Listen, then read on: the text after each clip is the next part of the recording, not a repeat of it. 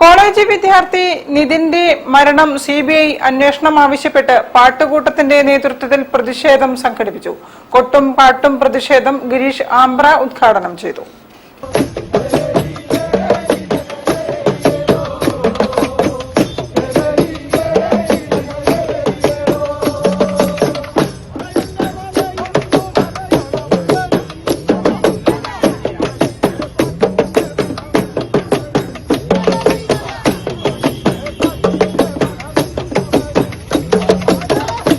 Anjarakandy dental college വിദ്യാർത്ഥിനി നിതിന്റെ മരണത്തിൽ CBI അന്വേഷണം ആവശ്യപ്പെട്ട് പാട്ടുകൂട്ടത്തിന്റെ നേതൃത്വത്തിൽ പ്രതിഷേധം സംഘടിപ്പിച്ചു.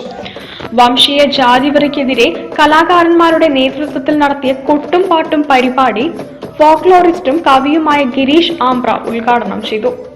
പാട്ടുകൂട്ടം ജോയിന്റ് ഡയറക്ടർ കോട്ടയ്ക്കൽ ഭാസ്കരൻ അധ്യക്ഷത വഹിച്ചു.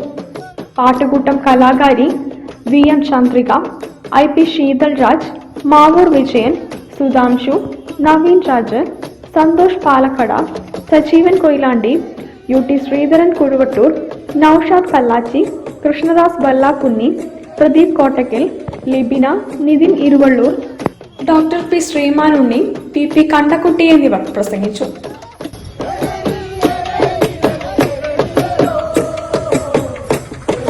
News bureau, Kozhikode. 2025 സദയം ബോച്ചെ